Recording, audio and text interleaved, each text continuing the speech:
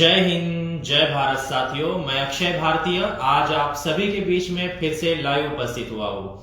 साथियों, सबसे पहले तो आपको नववर्ष की हार्दिक हार्दिक शुभकामनाएं मैं बधाई देता हूं और आशा करता हूं कि जो नया साल आने वाला है वो जो ये साल गया है इससे भी बढ़िया जाए। और हमारा सभी का यही प्रयास है कि इस नए साल में आप सभी का जो कर्ज है वो माफ करवा के रहेंगे, चाहे आपका कर्जा सुप्रीम कोर्ट से माफ करवाना क्यों ना पड़े या सरकार से भी माफ करना क्यों ना पड़े। तो हमारा यही उद्देश्य है कि आम नागरिक का एक एक रुपए का कर्जा माफ किया जाए, जैसे बड़े बड़े उद्योगपतियों का किया है।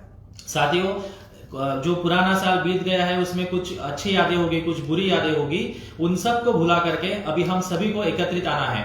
मैं फिर से आपको नए साल की आपको और आपके पूरे परिवार को हार्दिक हार्दिक शुभकामनाएं देता हूं। यह विश्वास करता हूं कि ये जो नया साल है आपके जीवन में खुशियां लाए, आप स्वस्थ हो, समृद्ध हो और इसी तरह से देश की सेवा आप करते रहिए, क्योंकि साथियों यह देश ही सर्वप्रथम है और अपना देश सबसे पहला है। इसीलिए हम हमारे नाम के साथ भी भारतीय लगाते हैं। आप देख पा रहे होंगे, मैं यही उम्मीद आपसे भी करता हूं कि आप भी आपके नाम के साथ भारतीय लगाएं, ताकि हम एक एकरूपता का संदेश जो है वो पूरे देश में जाए।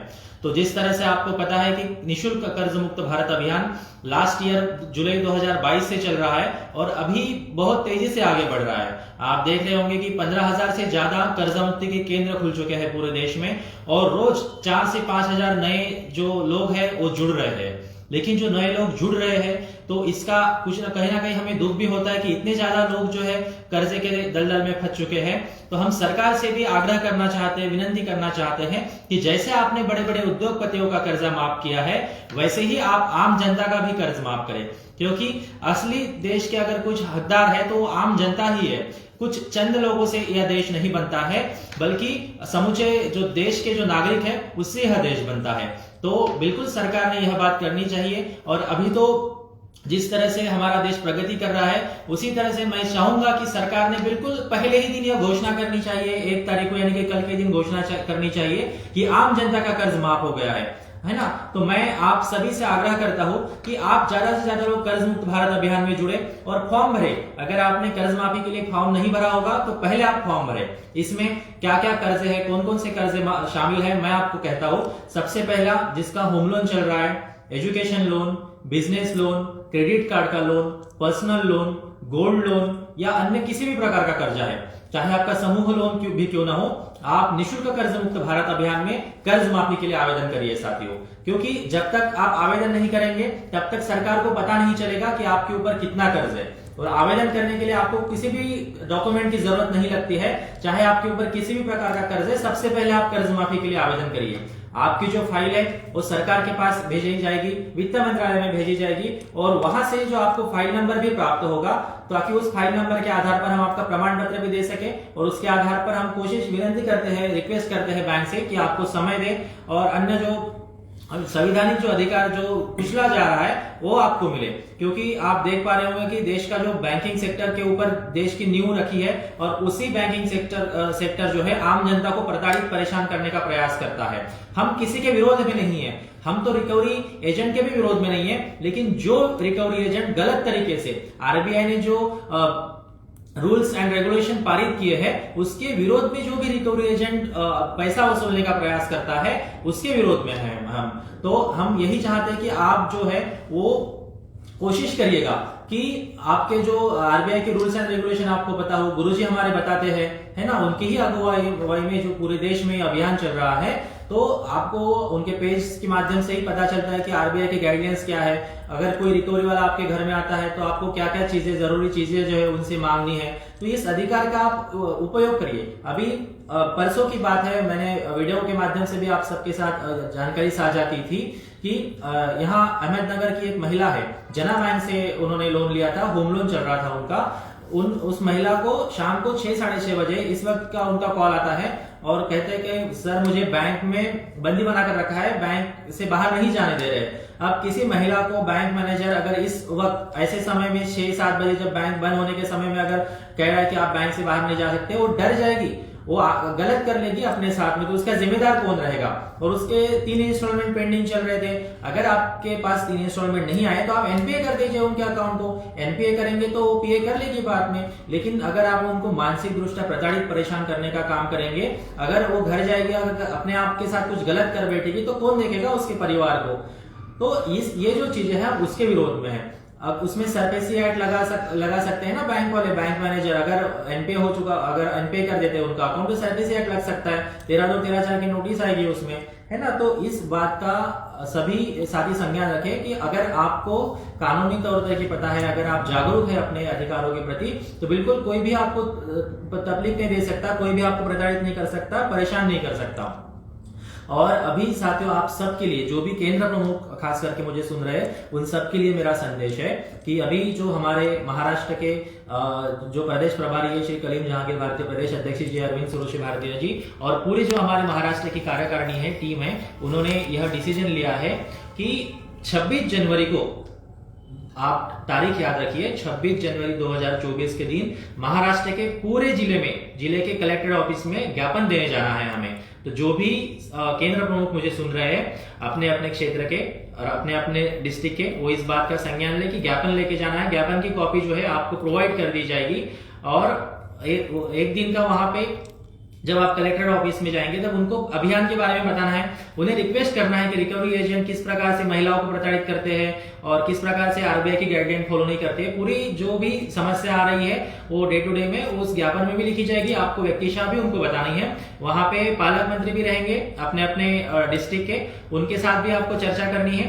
और यहाँ से सब कुछ आपको बना बनाया मिलेगा, हमारी जो टीम है ऑफिस से है वो मिल जाएगा। जो भी केंद्र प्रमुख और जो भी जिनको पदभार दिया है वो सभी लोग एक्टिव हो जाइए। अभी समय है कि हम आम जनता के लिए खड़े हो, जिनके ऊपर अन्याय हो। अभी तय करना पड़ेगा हमें कि हम अन्याय करने वालों में से है या अन्याय जो करते हैं उनके विरोध में है हम। तो ये बात आपको तय करनी पड़ेगी कि हम किसके पक्ष में हैं।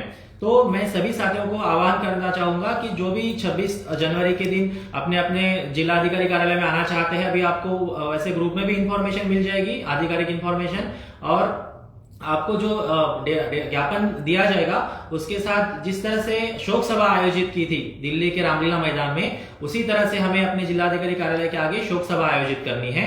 1 घंटे के लिए, 2 घंटे के लिए, जितना भी समय आप बैठ सकते हैं उतना समय वहां बैठ के अपनी बात हमें प्रशासन तक पहुंचानी है। क्योंकि कई बार देखा गया है कि जब भी रिकवरी एजेंट आते हैं, हम पुलिस की मदद के लिए कॉल करते हैं उनको या पुलिस स्टेशन में जाते हैं, तो उनके तरफ से भी कहीं ना कहीं हमें रिस्पांस अच्छा नहीं आ रहा है। जो कि आरबीआई ने जो गाइडलाइन दी है वो हर रिकवरी एजेंट को फॉलो करने होते हैं। इस प्रकार से अगर कोई भी व्यक्ति कर्ज के कारण आत्महत्या कर लेता है या गलत कदम उठाता है तो उसके जिम्मेदार कौन रहेंगे, है ना? प्रशासन ही तो है एक जो हमारी मदद कर सकता है। तो इसी प्रशासन का साथ लेकर के, और कई बार प्रशासन की मैं यहाँ पे तारीफ भी करना चाहूंगा, कई बार बहुत अच्छा रिस्पांस आ रहा है। जैसे हमारे सांगली में क्षेत्र में हो गया है, सातारा में हो गया है, वर्धा क्षेत्र में हो गया है, नागपुर में भी हमने डीएम को लेटर दिया था, वहां से भी अच्छा रिस्पांस आ रहा है। लेकिन हर जगह पर मैं चाहता हूँ कि हमें रिस्पांस मिले, और जो भी रिकवरी एजेंट गलत प्रयास कर रहे हैं पैसा वसूली के लिए, वो कहीं ना कहीं बंद हो। और लोग जो गलत कदम उठा रहे हैं, मैं सभी आप जो भी मुझे सुन रहे हैं उन सभी को मैं रिक्वेस्ट करना चाहूंगा कि कर्ज के कारण कोई भी व्यक्ति गलत कदम ना उठाए। आप जुड़े निःशुल्क कर्ज मुक्त भारत अभियान में हमारे साथ। हमारा प्रयास रहेगा आपको हर संभव मदद करने का। अब आपको कई साथी कहते हैं कि सर आपसे बात नहीं हो पाती या आपसे किस तरह से मिल सकते हैं, है ना? तो मैं उन सभी साथियों को भी कहना चाहता हूँ कि अगर इतने ज्यादा कॉल फ्लो चल रहा है कि डायरेक्टली बात नहीं हो पाती, टीम से बात होती है, लेकिन फिर भी आपको अगर किसी का जेन्युइन समस्या है, आप चाहते हैं कि मिलकर के मेरी समस्या का समाधान हो सकता है, या आपको कोई कोर्ट के से नोटिस आया है, एडवोकेट से नोटिस आया है या बैंक से नोटिस आया है, तो वो भी आप ले आ सकते हैं। बीड महाराष्ट्र में हमारा कर्ज मुक्त भारत अभियान का प्रादेशिक ऑफिस है, वहां पे मैं आप सभी को आमंत्रित करता हूं।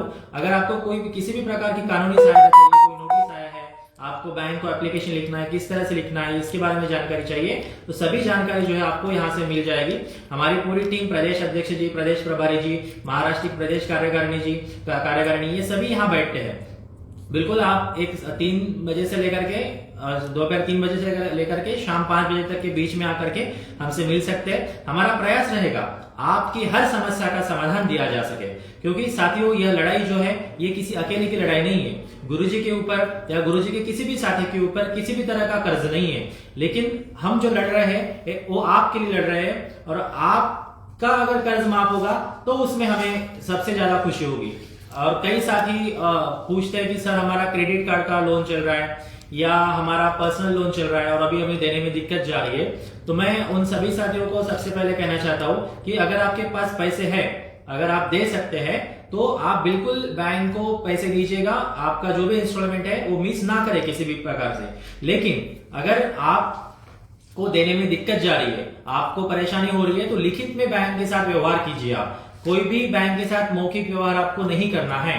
आपको जो भी बैंक के साथ व्यवहार करेंगे वो लिखित में करेंगे, क्योंकि लिखित व्यवहार की एक आपको रिसीविंग मिलती है, एक उसका एक प्रूफ होता है। बैंक क्या करता है, बैंक जो भी आपके साथ व्यवहार करेगा वो लिखित स्वरूप करेगा।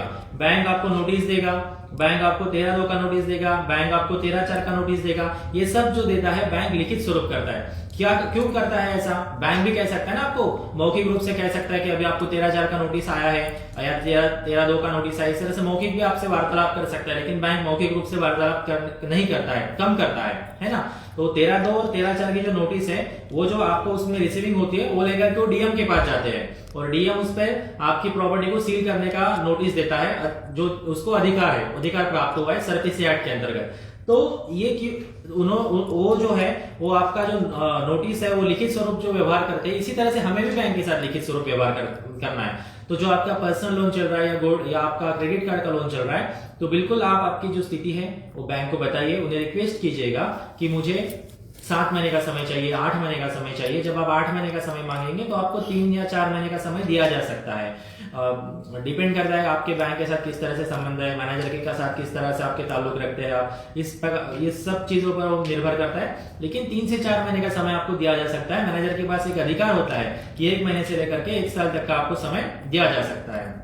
अगर आपको आपके बैंक में आपकी एप्लीकेशन स्वीकार नहीं हो रही है या आपको रिसीविंग नहीं मिल रही है किसी कारणवश, तो आप रजिस्टर पोस्ट कीजिए। मेरे कई साथी कह रहे होंगे कि सर हमने बैंक लेके गए एप्लीकेशन लेकिन लेने से मना कर रहे हैं। तो मना करने का अधिकार किसी को नहीं है।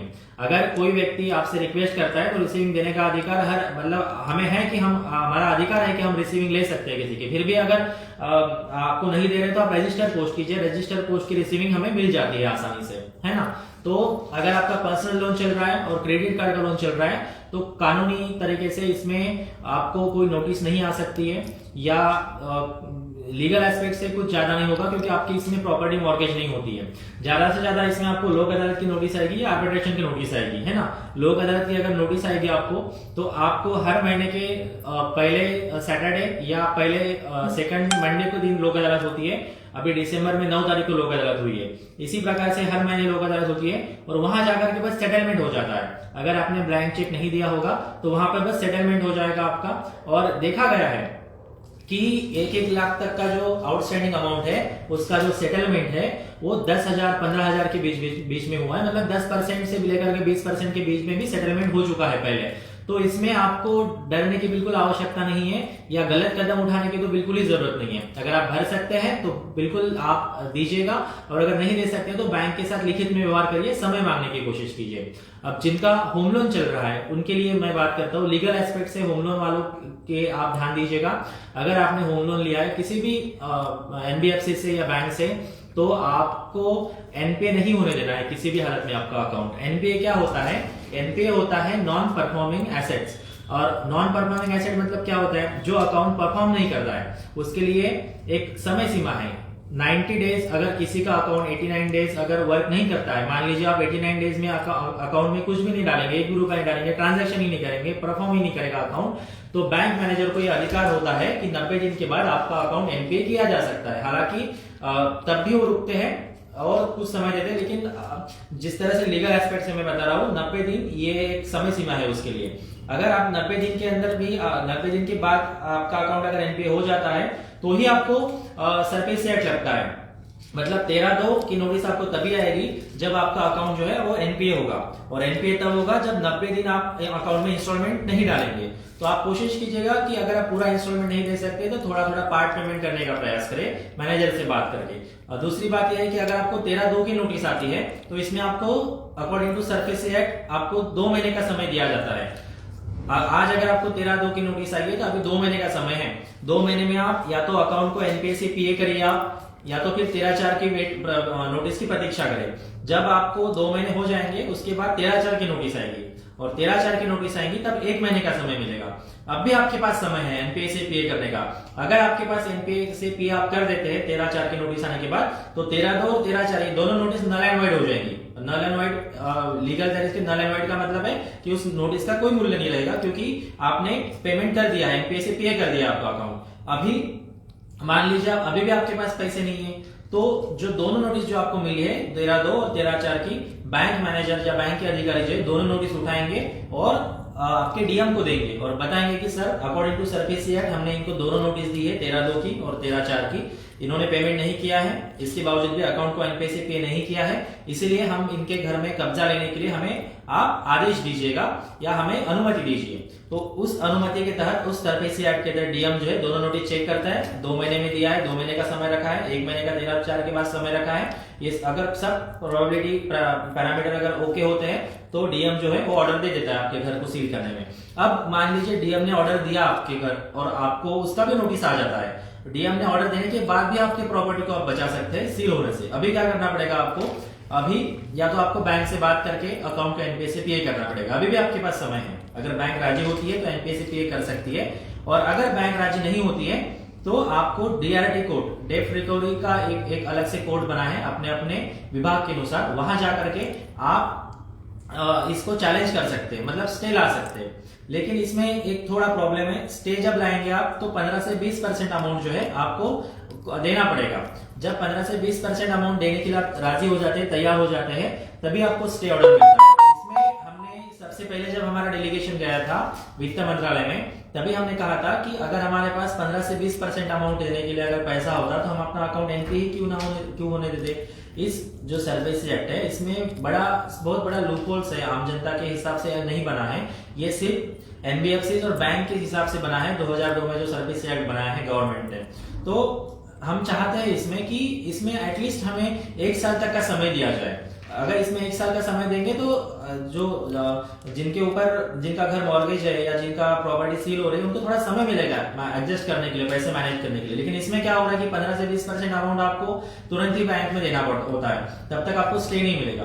तो इस बात का इसमें सरकार ने भी, गवर्नमेंट ने भी संज्ञान लेना चाहिए कि आम जनता को इतना भी ज्यादा परेशान करने की जरूरत नहीं है कि वो अपना जीना ही छोड़ दे, अपना घर बार बेच करके उनको भाड़े के घर में रहना पड़े। तो मैं फिर से लीगल एस्पेक्ट पर रिटर्न आता हूँ। तो इसमें अगर आप स्टे मिल जाता है आपको, तो फिर से जो नोटिस है आपको 13/2 13/4 के नल एंड वॉइड हो जाते हैं। डीएम का ऑर्डर भी फुलफिलमेंट हो जाती है उनकी रिक्वायरमेंट, क्योंकि आपका अकाउंट फिर से एनपीए से पीए हो जाता है। तो इसमें आप ध्यान रखिएगा कि या तो होम लोन चल रहा है आपका, तो एनपीए से पीए आपका अकाउंट एनपीए ना होने दे, और अगर हो गया है तो पीए करने का प्रयास करें, और अगर पीए नहीं कर पा रहे हैं तो स्टे ऑर्डर ले। फिर भी आपके पास 3 महीने का समय मिलता है, आपको 3 से 4 महीने का समय मिलता है। अगर आप अगर तब भी नहीं दे पाते हैं तो फिर सरफेसी एक्ट के तहत वो आपकी घर जो है वो सील करते हैं और फिर ऑक्शन करते हैं। तो ये होता है टोटल जो प्रोसेस मैंने बताई है लीगल एस्पेक्ट से सरफेसी एक्ट के अंतर्गत होम लोन वालों के लिए बताई है। इससे पहले जो बताई थी वो बताई थी personal loan and credit card के लोन के लिए। अभी जो बचता है वो व्हीकल लोन है। कई सारे मेरे साथी पूछते हैं, कॉल करते हैं कि सर हमने व्हीकल लोन लिया था और मेरी गाड़ी जो है अभी उठा ले जा रहे हैं, मतलब उठा के ले गए हैं रिकवरी एजेंट।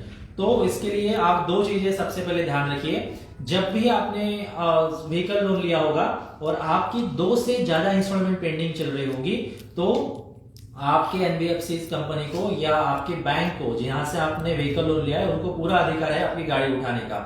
ये जो व्हीकल लोन का व्हीकल एक्ट जो है उसके अनुसार मैं कह रहा हूँ, लीगल एस्पेक्ट से बता रहा हूँ। लेकिन इसमें 2 चीजें करना आवश्यक होता है। जब भी गाड़ी उठा ले जाएंगे उससे पहले 15 दिन पूर्व में आपको एक नोटिस आना चाहिए कि आपने अगर इतना अमाउंट नहीं भरा तो आपकी गाड़ी हम इस दिन जो डेट दी गई उस दिन हम आपकी गाड़ी जो है वो सीज करेंगे।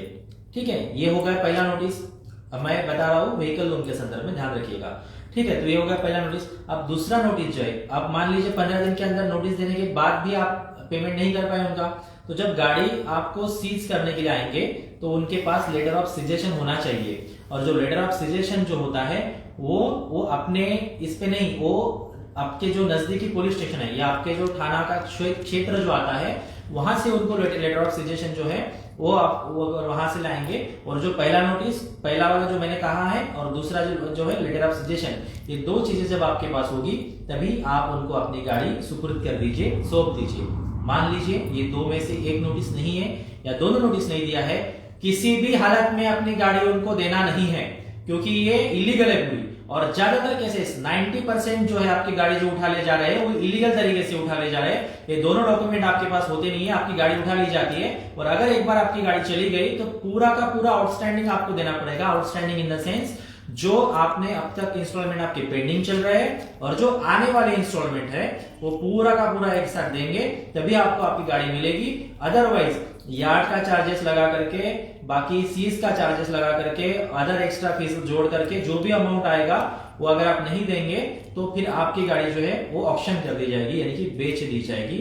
और 90% केसेस में साथियों ऐसा ही होता है।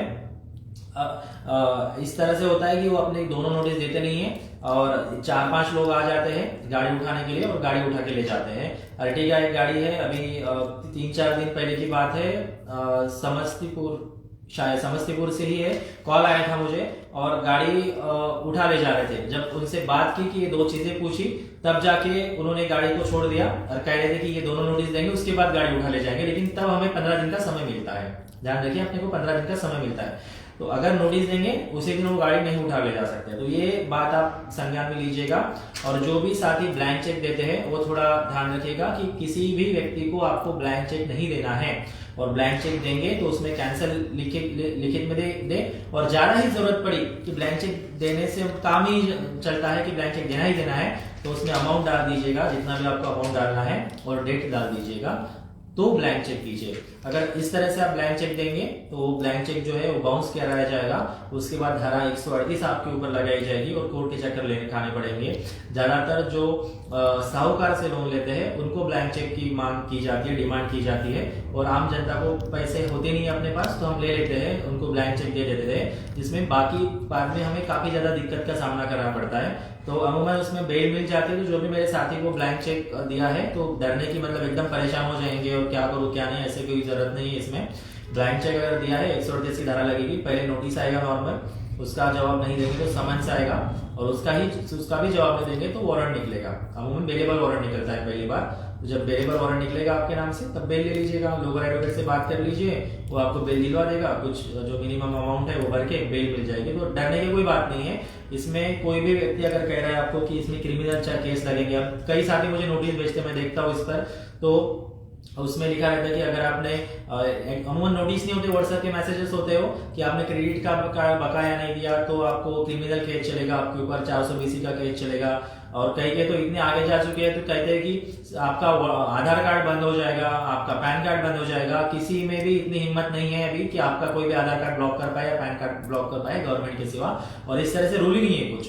तो क्रिमिनल केस तो लगती नहीं है। अगर आप ये सिविल मैटर चलेगा, जो भी मैंने अब तक के आपको लीगल एस्पेक्ट से बताया है सब के सब सिविल मैटर है, क्रिमिनल नहीं है। तो क्रिमिनल चलते भी नहीं है इसमें, जब तक कि आप आपका घर सील हो गया है और सील घर अगर तोड़ते हैं तो ही क्रिमिनल चलता है इस पर, अदरवाइज क्रिमिनल नहीं चलेगा, सब सिविल चलेंगे। सिविल में कोई दिक्कत नहीं है, ज्यादा आपको मतलब इश्यूज नहीं होते हैं, और कोर्ट से सेटल हो जाती है चीजें। तो डरने की जरूरत नहीं है, घबराने की जरूरत नहीं है। किसी भी तरह का कर्ज चढ़ा है तो आप कर्ज माफी का फॉर्म भर दीजिएगा।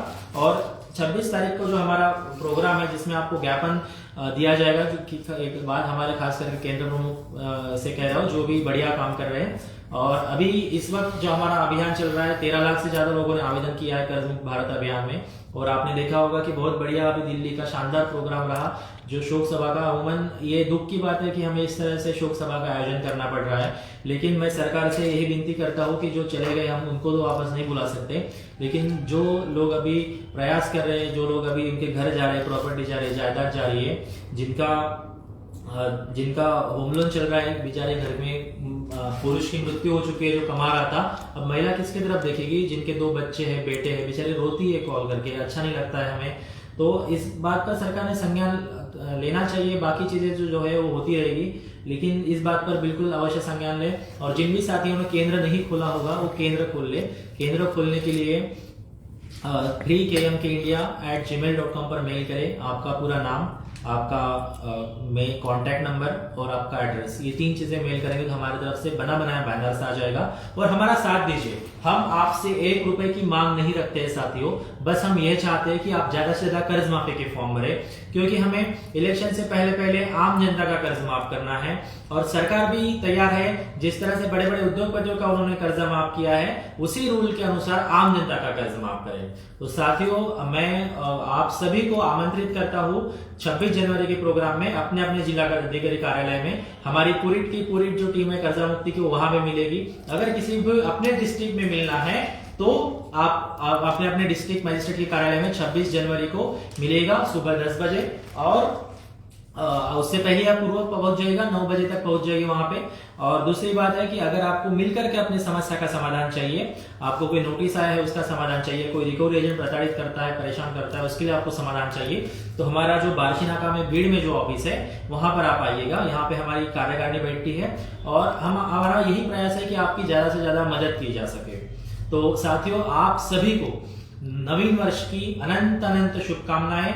आपका नया जो साल है वो और अच्छा जाए, पिछले साल से भी अच्छा जाए। और मेरा विश्वास है इस साल में आप सभी का 1-1 रुपए का जो कर्जा है वो बिल्कुल माफ किया जाएगा, क्योंकि गुरुजी जो है आप सभी की लड़ाई लड़ रहे हैं। उनके ऊपर 1 रुपए का कर्जा नहीं है, उन्होंने अपना सब कुछ त्याग दिया है, सब कुछ छोड़ दिया है, और आप सभी के कर्ज माफी के लिए सरकार से लड़ रहे हैं। उनका फेसबुक का पेज सरकार ने बंद कर दिया है, उनका यूट्यूब का चैनल सरकार ने बंद कर दिया है, और किसी भी समय उनको अरेस्ट भी किया जा सकता है। फिर भी आप सभी के लिए कर्ज मुक्ति की टीम लड़ रही है, और बिना आपसे 1 रुपए भी लिए लड़ रही है। अगर आपसे किसी भी साथी से 1 रुपए भी लिया होगा तो बिल्कुल आप उसकी पुलिस में कंप्लेंट कीजिएगा, क्योंकि वो हमारा कर्ज मुक्त भारत अभियान का आधिकारिक जो साथी है वो नहीं होगा।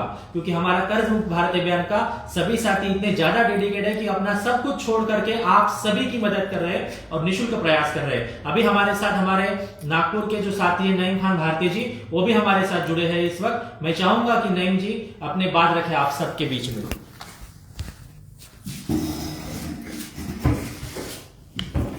नमस्कार, जय हिंद, जय भारत साथियों।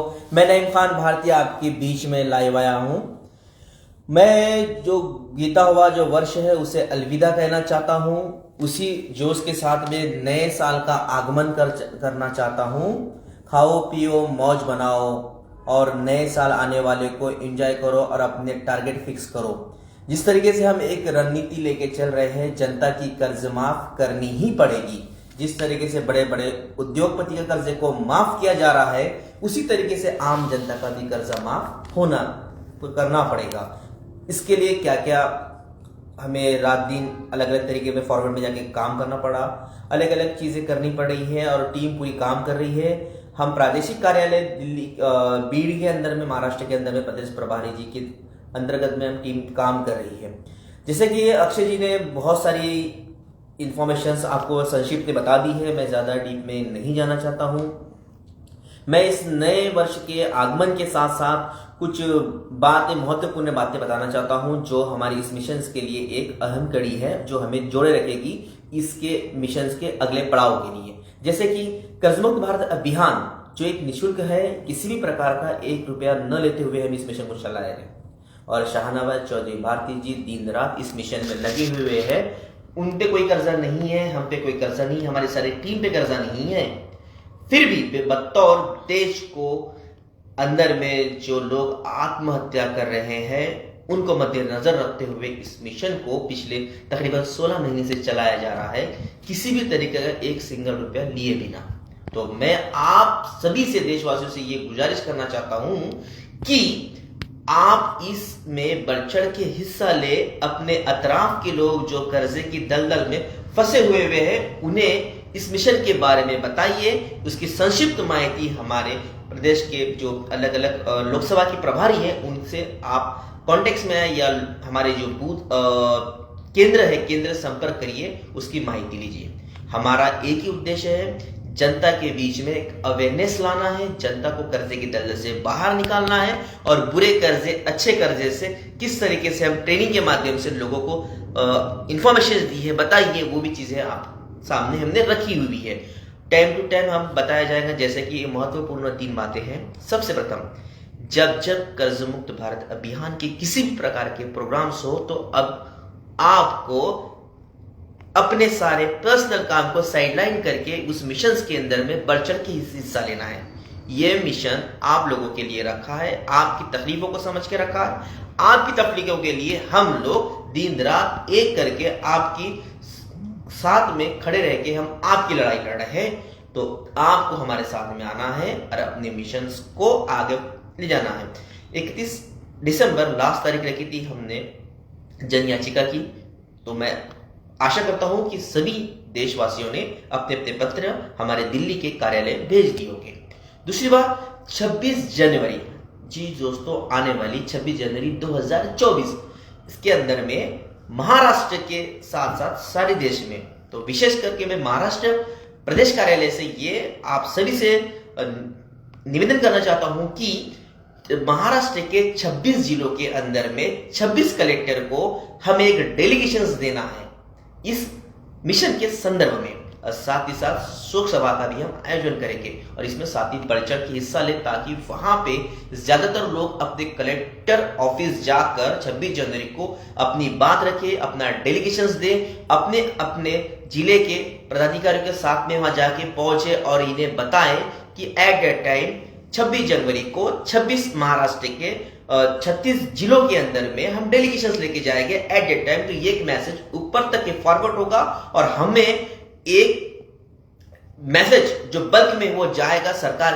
तक के, महाराष्ट्र सरकार तक के, आने वाले इलेक्शंस के लिए आगे की रणनीति किस तरीके से काम और फॉर्मेट्स में काम करेंगे। प्रदेश प्रभारी जी और गुरु जी बार बार बताया जा रहा है जिस तरीके से गुरु जी के पेज को जानबूझ करके सरकार के माध्यम से बंद कर दिया गया है ताकि जनता तक की हमारी बात ना पहुंच पाए।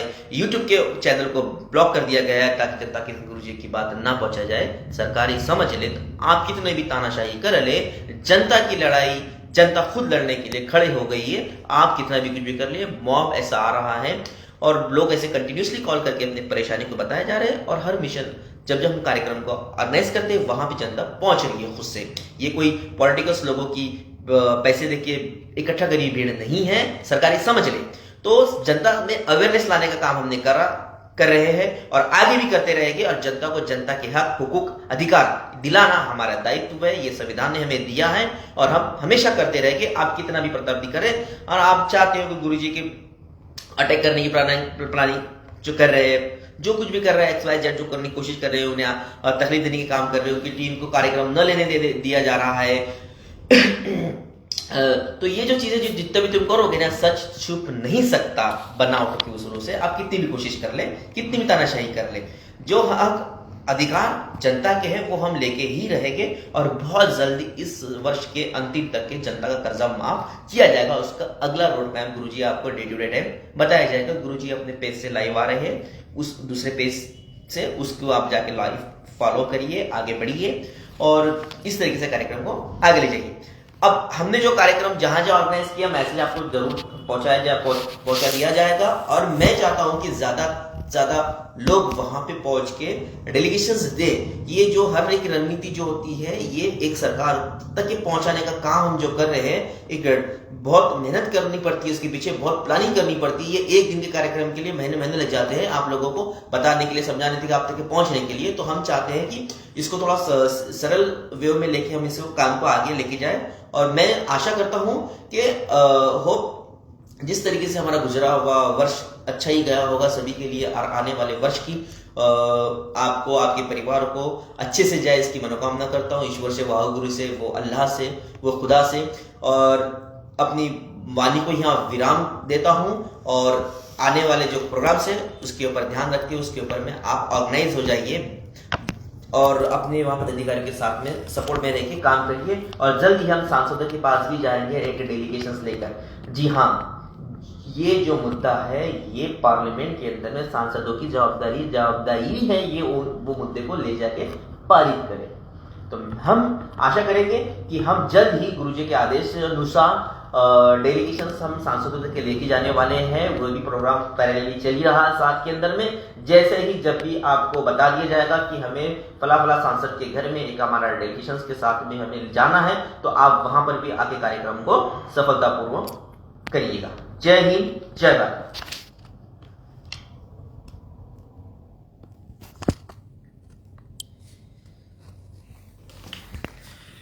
जय हिंद, जय भारत साथियों। बहुत बढ़िया जानकारी अभी नईम जी ने आप सबके समक्ष रखी है। और जाते जाते मैं इतना ही कहना चाहूँगा कि साथियों, यह जो लड़ाई है वो किसी अकेले व्यक्ति की लड़ाई नहीं है, अपितु आप सभी की लड़ाई है। हम हमारे गुरुजी के ऊपर या हमारे किसी भी साथी के ऊपर किसी भी तरह का कर्ज नहीं है, लेकिन ये जो लड़ाई चल रही है ये आप सभी के लिए चल रही है। मैं कुछ कमेंट्स जो आए हैं उसका एक बार रिप्लाई दे देता हूँ, ताकि किसी की कोई समस्या होगी कमेंट में डाली होंगी तो उसका भी समाधान किया जा सके। जब्बार सिंह राठौड़ जी कह रहे हैं जय हिंद जय भारत सर जी। जय हिंद जय भारत जब्बार जी, बहुत बढ़िया काम कर रहे हैं। हमारे एक्टिव मेंबर है, केंद्र प्रमुख है जब्बार जी, और बहुत बढ़िया काम कर रहे हैं। बलभीम हलवंडे जी कह रहे हैं जय हिंद जय भारत सर जी। जय हिंद जय भारत बलभीम जी, बहुत बढ़िया काम कर रहे हैं। मराठवाड़ा महाराष्ट्र से आते हैं। और सुरेश गुराट जी कह रहे हैं 1 साल से जुड़ा हूँ आपसे। बहुत बढ़िया सुरेश जी, अभी हमारा जो रिश्ता है यूं ही बढ़ता जाएगा और आप सभी का जो कर्ज है वो जल्द से जल्द माफ करवाने की कोशिश की जा रही है। आप भी इसमें हमारा सहयोग दीजिएगा, साथ दीजिए। अब्दुल गफ्फार काजी करे राइट सर, सभी लोग आएंगे। बिल्कुल अब्दुल गफ्फार जी, सभी लोगों को आना है और एकत्रित होकर के, संगठित होकर के ही आम जनता का कर्जा माफ किया जा सकता है। मखान यादव जी कह रहे हैं जय हिंद जय भारत। जय हिंद जय भारत मखान जी। शिवशंकर स्वामी जी कह रहे हैं जय हिंद जय भारत सर जी। गुरु जी को भी जय हिंद जय भारत। जय हिंद जय भारत शिवशंकर जी। मुकेश जी कह रहे हैं जय हिंद जय भारत। जय हिंद जय भारत मुकेश जी। लोकेश भील जी आदिवासी जी कह रहे हैं जय हिंद जय भारत। जय हिंद जय भारत लोकेश जी। सर मुझे कर्ज से बाहर निकलना है, मुझे क्या करना होगा इसके लिए? लोकेश जी, गुरुजी का ट्रेनिंग है कर्ज से बाहर निकलने के 20 रास्ते। वो ट्रेनिंग इसी पेज पर अपलोड कर दी गई है। मैं चाहूंगा कि आप उस ट्रेनिंग को प्राप्त करिएगा, लीजिएगा। उसमें 20 रास्ते बताए हैं कर्ज के बाहर आने के लिए। तो उस रास्ते में से कि कोई ना कोई एक रास्ता आपको जरूर मदद करेगा, मेरा पूरा विश्वास है। तो आप में से जिन भी साथियों ने कर्जे से बाहर निकलने के जो 20 रास्ते हैं, यह ट्रेनिंग नहीं ली है, तो कृपया आप YouTube पर भी अभी डाल दी है, तो वहां जाकर के आप ट्रेनिंग को प्राप्त कर सकते हैं, ले सकते हैं। ट्रेनिंग लेंगे तो रात के समय में आराम से शांति से बैठकर नोटबुक और पेन लेकर के आप बैठिएगा और जो भी पॉइंट बताते हैं सर वो लिखित में उसमें अमल लाने का प्रयास कीजिएगा। काफी लोगों का करोड़ों का कर्जा उस ट्रेनिंग से उतरा है। और पहले जो ट्रेनिंग थी वो शुल्क हुआ करती थी, 5,000 वो ट्रेनिंग का शुल्क था। उससे पहले 50,000 था, तब भी लोग परचेस करते थे, लेकिन अभी आम जनता के लिए वो ट्रेनिंग निःशुल्क कर दिया है। जब्बार सिंह राठौड़ जी करें गुरुजी और गुरुजी की टीम को बहुत बहुत धन्यवाद। बहुत लोगों को जागरूक किया है और बहुत लोगों की जान बचाई है, बहुत लोगों को नियम और कानून सीखे हैं यह अभियान से। आपका बहुत बहुत आभार जब्बार जी। आप जैसे हमारे साथ साथी है तो फिर हम हमारा जो काम है यही करते रहेंगे, आम जनता को जागरूक करने का काम करेंगे।